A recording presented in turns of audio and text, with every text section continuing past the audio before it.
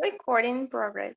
Então, pessoal, como eu estava falando com o pessoal que tinha chegado primeiro, hoje a nossa aula é sobre figuras de linguagem, tá?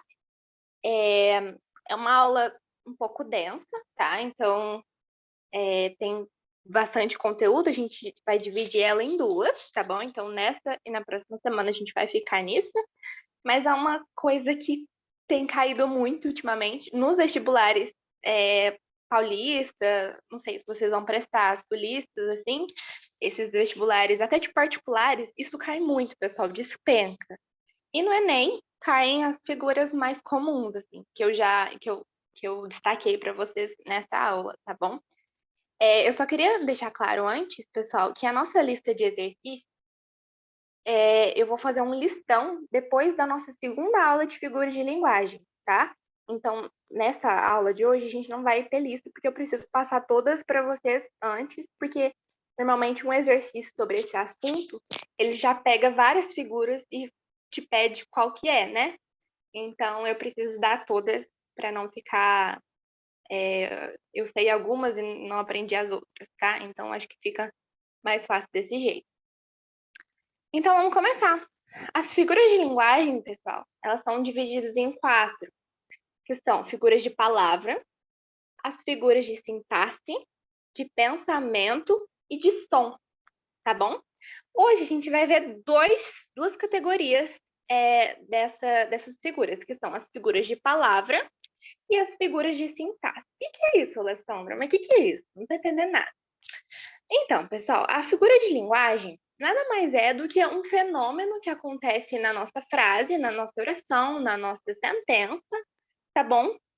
E elas vão, dependendo do jeito que as palavras estão articuladas, demonstrar uma ideia. E aí, o português teve a brilhante ideia de chamar isso de figura de linguagem, tá bom? Normalmente são frases no sentido figurado, tá? No sentido conotativo.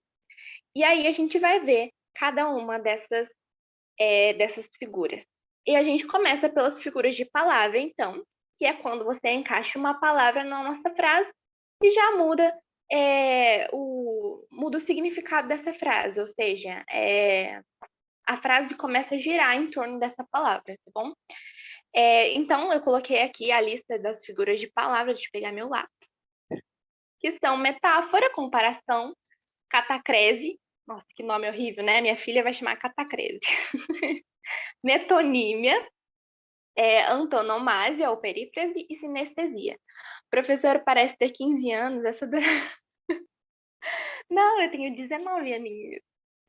Mas é porque é por causa dos cachinhos. Deve ser, né? Não sei. Ou é porque eu uso Renew. Mentira, não uso nada. Vamos lá, pessoal. Ó, eu sinalizei aqui os slides. Quando tiver a estrelinha, eu acho que são mais importantes. Isso quer dizer que você não deve dar foco nas outras figuras? De jeito nenhum. Acho que todas são importantes e é importante. Produtos Ivone, exatamente. Isso quer dizer que você não deve focar nas outras? Não. Você tem que estudar todas sim, mas eu acho que essas caem mais nas provas, tá bom? É só isso que eu quero dizer. Então, pessoal, eu trouxe a metáfora para vocês, que é uma sentença, e ela não tem como ser no sentido literal. Então, ela, obviamente, é no sentido figurado, e ela tem esses verbos ser aqui, sabe? E uma estrutura que não tem como ser no sentido literal. Como assim? O meu pai é uma fera. Então, ele pode ser uma fera no futebol, uma fera no xadrez, por exemplo. Isso significa, ou ele pode ser muito bravo. Isso significa que ele é do sentido literal, ele é realmente uma fera, ele é um monstro do pântano, não é? Ele é o. Não vou falar Shrek, Shrek não é uma fera, eu defendo Shrek. Ele é o Chewbacca, não é? Enfim, você é a chave dos meus problemas. Ó, chave. Eu sou uma chave, pessoal. Você vai me enfiar na fechadura? Não sou, certo? Então é isso que significa ter uma metáfora. Aquele jogador é uma máquina. Significa que ele é muito potente, né? Que ele corre muito, ele faz as coisas de uma facilidade que parece que é automatizado. Mas não.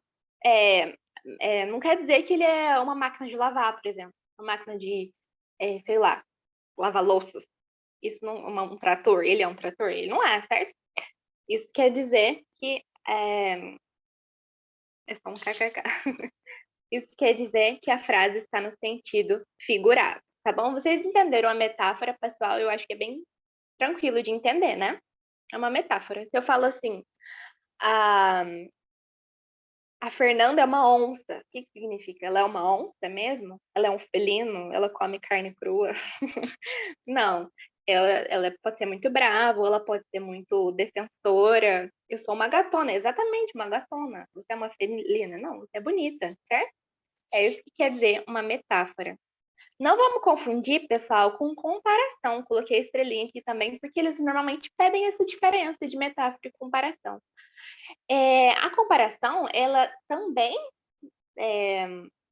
leva a frase para o sentido figurado da coisa, sentido conotativo, tá? Mas a comparação, ela tem que obrigatoriamente ter termos comparativos, tá bom? Então, esse jogador é como uma máquina, certo? Então, é uma comparação. Ele está falando que ele é muito veloz ou muito automatizado, talvez. Mas não é escancarado, assim. A gente tem um termo de comparação. Você é alto como um arranha-céu. O cara não vai tocar nas nuvens, né? O cara não vai ter, sei lá, 200 andares. Ele é alto como um arranha-céu, certo? Esse motorista é igual àquele ator, tá? Então é uma comparação entre esse motorista e aquele ator igual, e assim por diante, tá bom? Vocês entenderam comparação e metáfora? Manda um ok aqui para mim, por favor.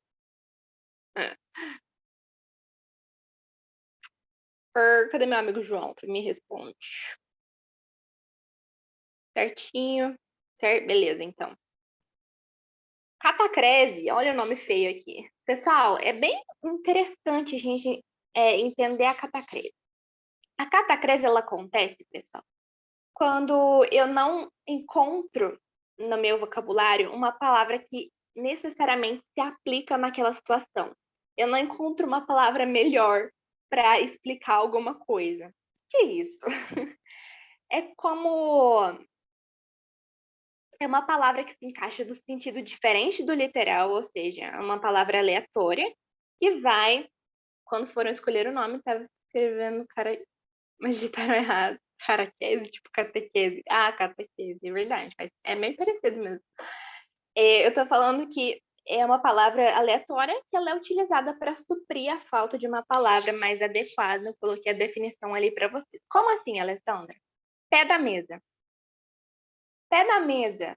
Gente, a mesa tem um pé, tem unhas, tem pele, músculos? Não tem, certo? Mas eu não tenho outra palavra que pode definir aquilo melhor, sabe? Ó, árvore genealógica. Eu tenho uma árvore no meu antepassado, uma árvore com galhos, com folhas, com frutos, flores, xilema, floema. Vocês já estudaram isso? Não, não é uma árvore. Tá falando que são os meus ascendentes, né? Os meus descendentes, provavelmente, interligados como os galhos de uma árvore. É isso que quer dizer, tá? Embarcar no trem. Olha que estranho, pessoal. Embarcar, antigamente, era entrar no barco, certo? Embarcar. Mas eu não tenho outra palavra que significa entrar no trem, tipo, embarcar. Ou embarcar no avião, por exemplo. Olha que estranho. Então, eu utilizo essa palavra porque eu não tenho outra melhor, tá? Braço da cadeira, olha que estranho. Igual o pé da mesa. Vai ter um braço cheio de músculos, ossos, pele, entendeu? A cadeira não tem isso, tá? Ela é um ser inanimado, não tem. Cabeça do martelo.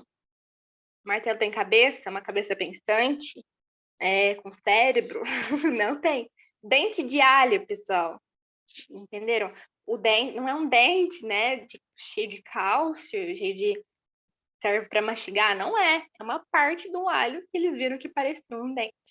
E aí utilizaram esse termo, entendeu? Essa é a figura da catacrese, tá bom? Corta o alho que a gente morde, exatamente. Se fosse um dente de verdade, a gente tava ferrado, né? A catacrese é isso, pessoal. Toda vez que vocês verem alguma coisa parecida, é um fenômeno que se chama catacrese. tá bom? Eu gosto da cataclese, eu acho ela muito legal. A metonímia, pessoal, a metonímia ela é utilizada, ela é um fenômeno na qual ocorre, eu coloco uma palavra ou uma expressão que ela é um sentido mais geral, mas no fim ela quer dizer alguma coisa. Como assim, Alessandra? Vamos ver uns exemplos que fica bem mais fácil da gente entender. O papel verde corrompe o homem.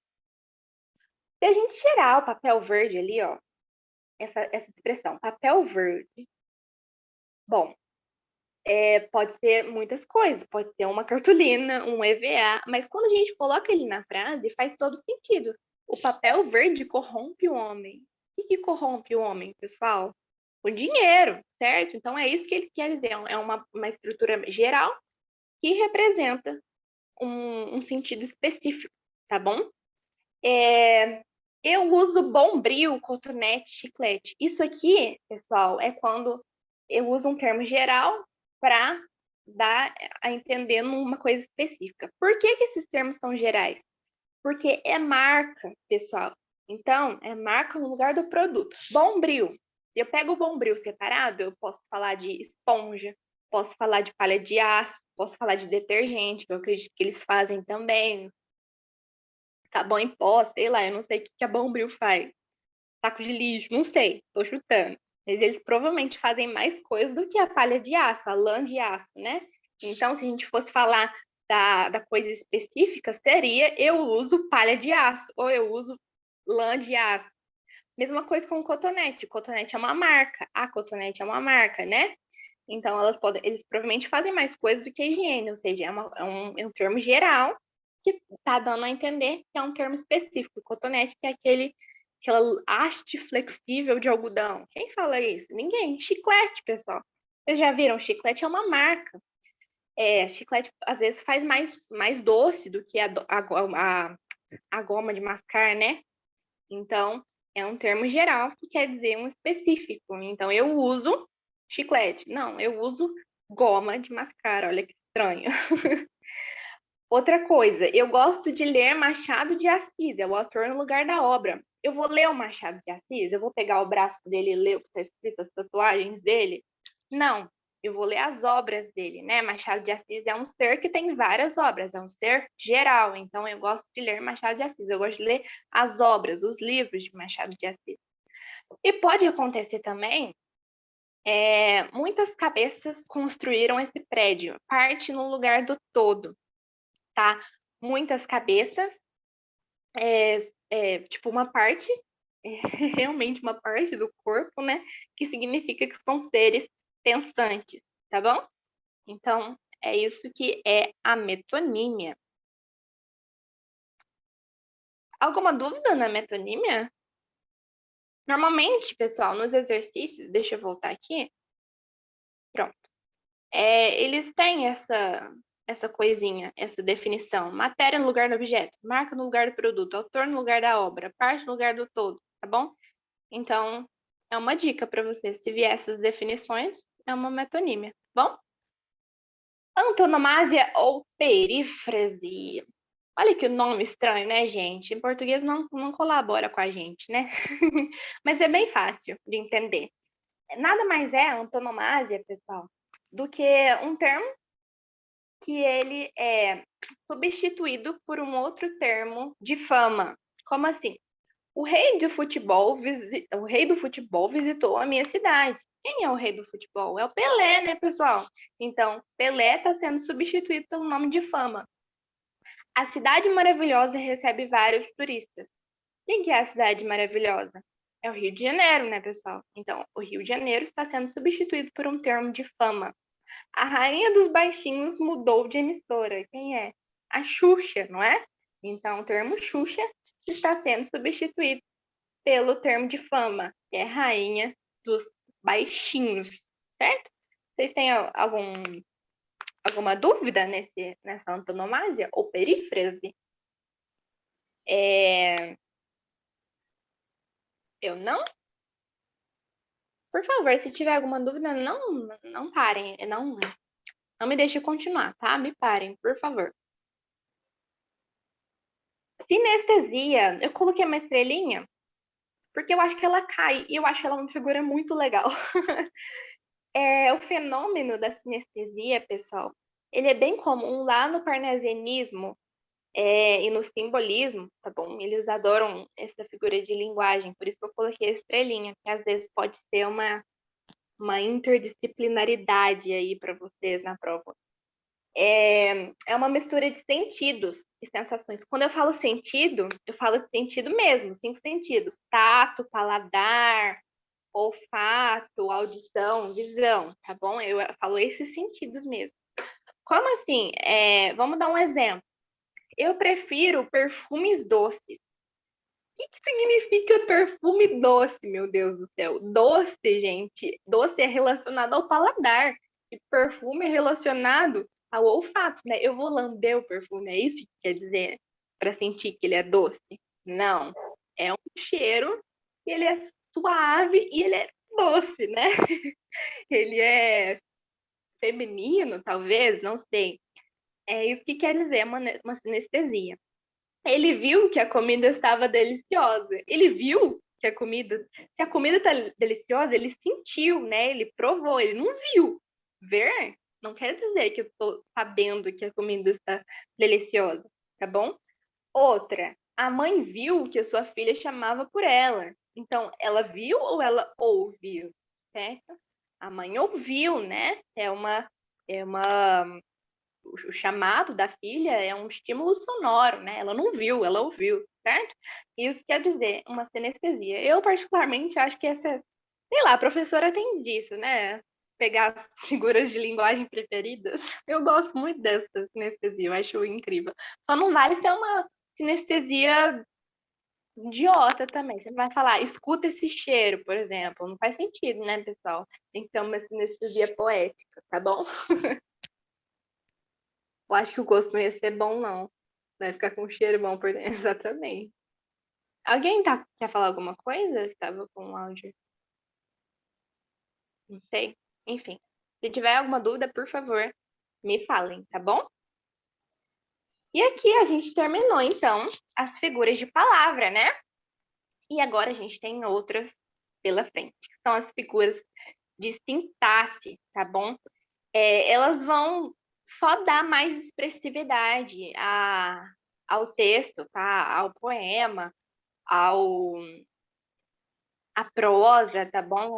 Vocês vão ver que às vezes são figuras que deslocam palavras, tá? São figuras que combinam uma palavra com a outra ou que escondem algumas palavras e isso causa uma expressividade, tá bom? Hipérbato, pessoal. Ó, a gente ainda não viu. Eu introduzi em algumas aulas para vocês os conceitos, né, de sujeito, de verbo, mas a gente não viu, assim, genericamente, assim, a gente não viu efetivamente, não genericamente, eu errei aqui o advérbio. Efetivamente, legitimamente. Mas eu vou dar o hipérbato para vocês, mas ele não cai muito não, tá bom? É o seguinte, o hipérbato ele é um fenômeno que acontece quando o autor, por algum motivo, né, ele, para dar mais expressividade, é um motivo, ele rompe com a ordem direta da oração. Como assim? O que é a ordem direta? É um sujeito, um verbo e um complemento, que ele é chamado de predicado, tá bom? O hipérbato, ele acontece quando eu inverto as coisas, certo? Eu coloco o sujeito de cá, o verbo de cá, o prejudicado. Ó, falei prejudicado, o predicado de cá, certo? Então, é o seguinte, olha um exemplo para vocês entenderem. Dos meus problemas, cuido eu. Olha, cuido eu, tá aqui, ó. Quem cuida? Eu, certo? Eu, então, é o sujeito. O sujeito, numa ordem direta, devia ter o primeiro elemento, né? Então, o autor inverteu. Então, a ordem direta seria eu cuido dos meus problemas. E aqui, ele, para ser mais expressivo, colocou dos meus problemas, cuido eu, tá? Chorou ela a noite toda. Quem chorou? Ela. Ela, então, é o sujeito, né? Então, pessoal, na ordem direta, o sujeito vem primeiro. Então, ela chorou a noite toda, mas o autor quis chorou dela a noite toda, talvez para dar ênfase no ato de chorar, né? Chorou ela a noite toda. Enfim, é isso. Esse é o hipérbito, pessoal. Quando a ordem direta da oração é invertida, isso causa uma expressividade em algum termo ali da oração. Anáfora é bem fácil de entender. Ó, a gente viu outra com A, lembra? Só que aquela lá é a antonomásia, lembra do rei do futebol?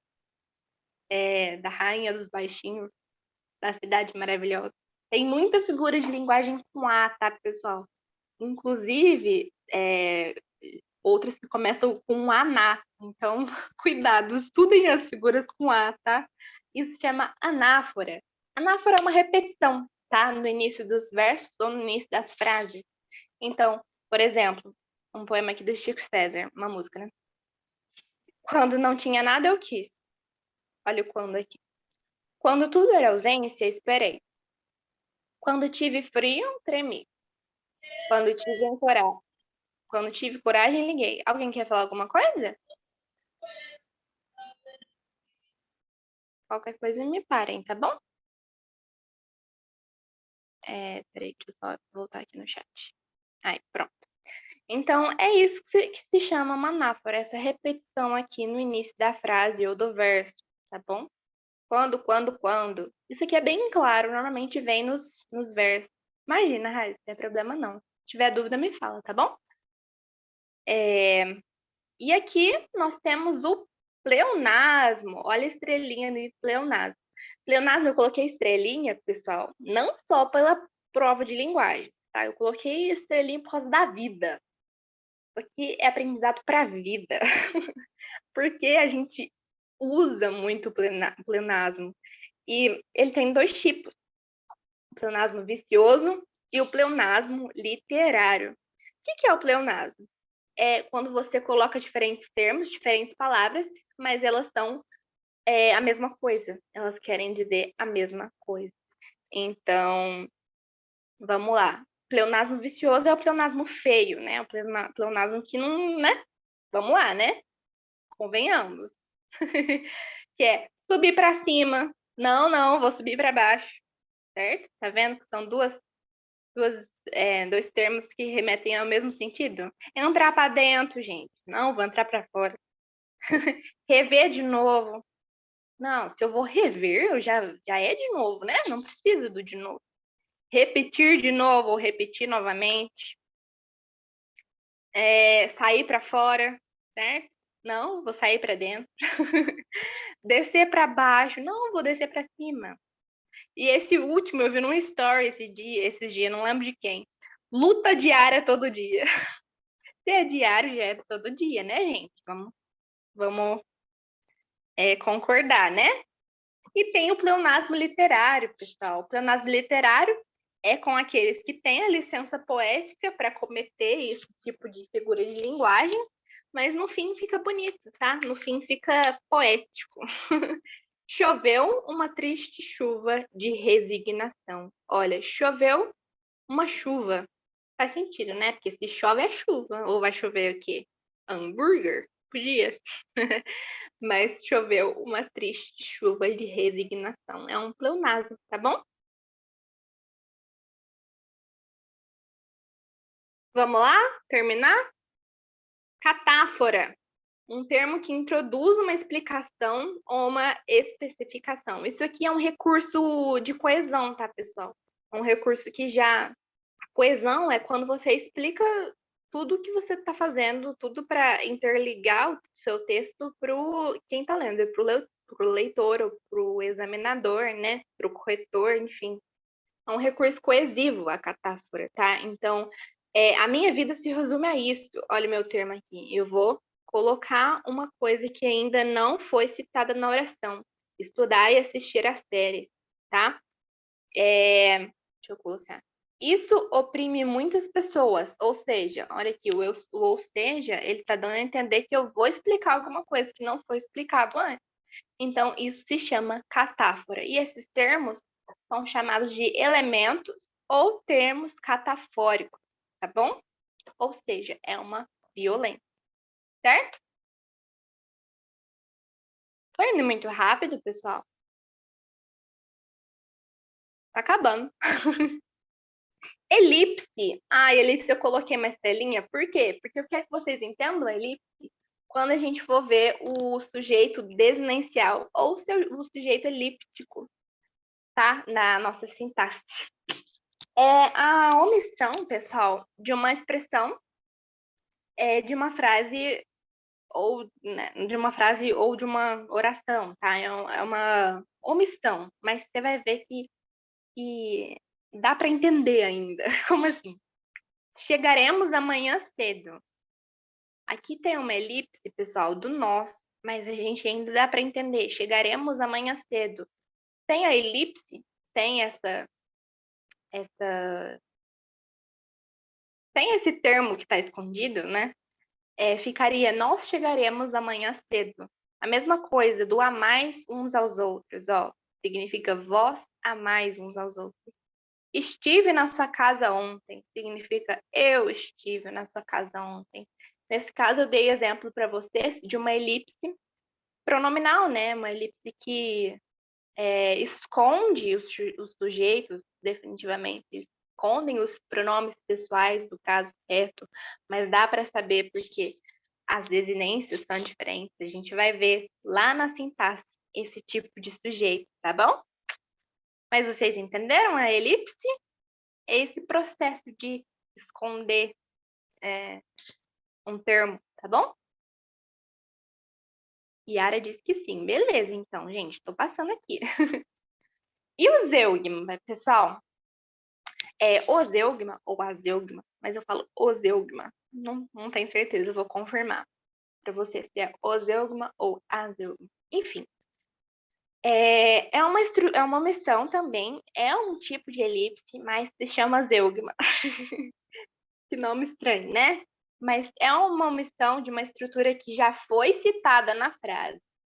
Como assim? Vamos ver um exemplo. Letícia gosta de doce, eu de salgado. Tá vendo?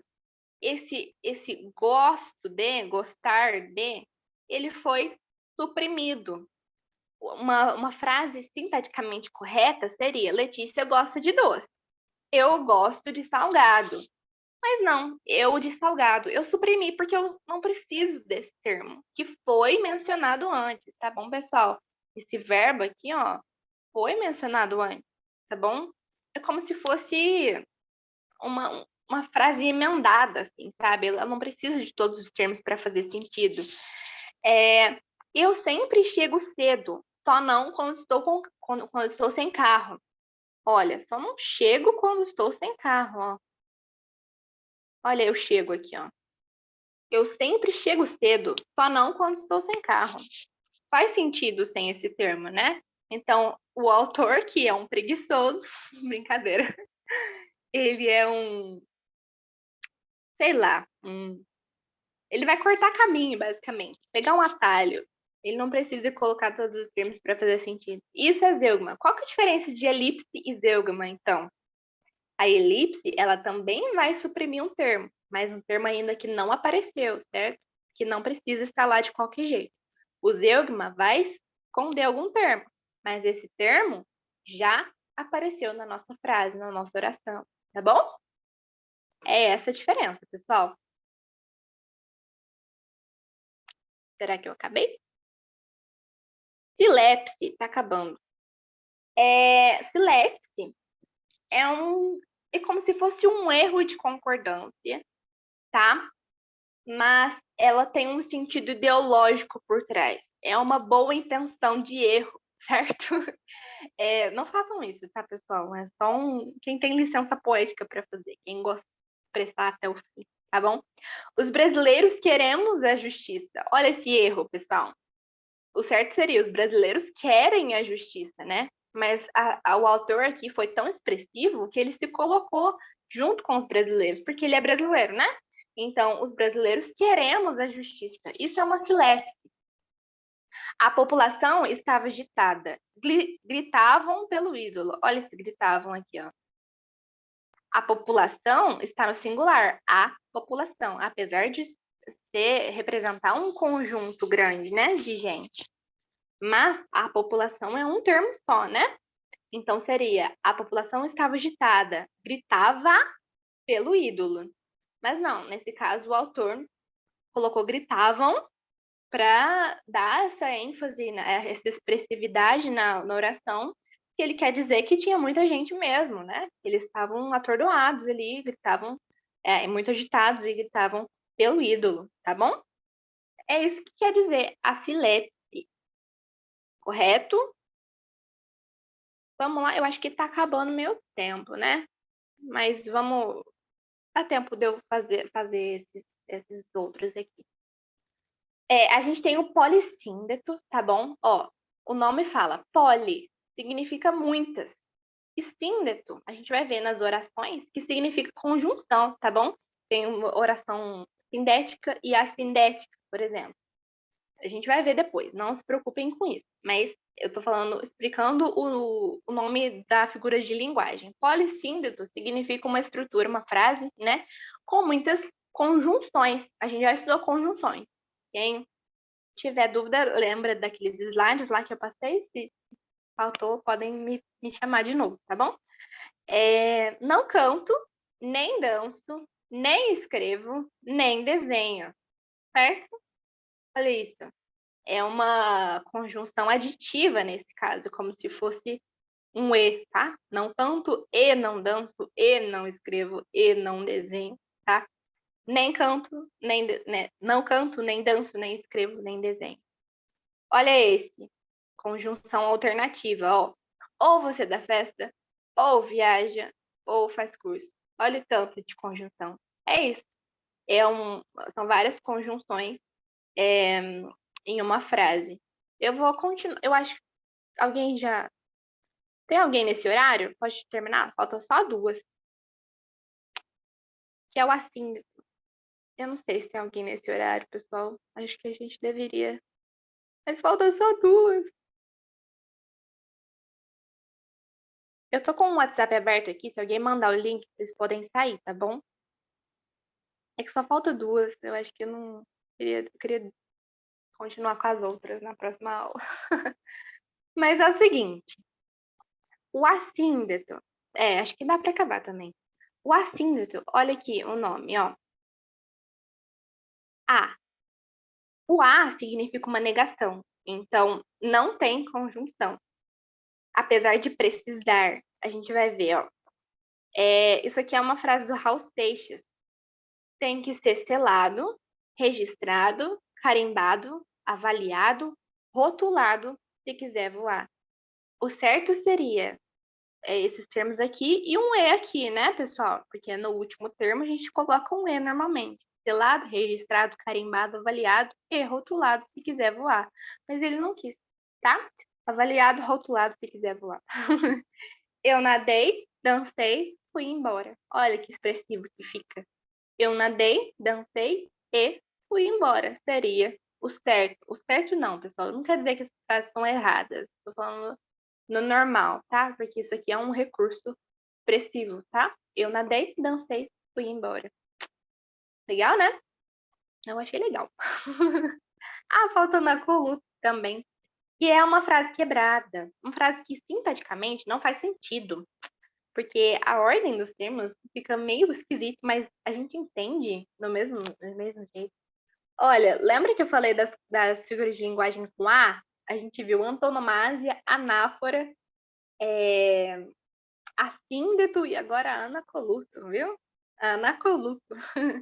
É uma frase quebrada. Olha que estranho que ela é. Porque sou mole, você fica abusando. Não, peraí. Eu, porque sou mole, você fica abusando. Eu, porque sou mole, você. Viu que estranho? O certo seria: você fica abusando de mim porque sou mole. Mandaram. Mandaram o link, pessoal. É isso, então. Essas criadas de hoje, não se pode confiar nela. Olha que estranho. Não se pode confiar nessas criadas de hoje. Aníbal Machado. Essas criadas, nem é nessas criadas. É uma frase quebrada, mas dá para entender. Bom, Terminamos, era isso. Coloquei um exercício aqui, mas a gente faz depois. Vou colocar na nossa lista. E boa noite para vocês. Me mandem as dúvidas lá no Zap. Tá bom?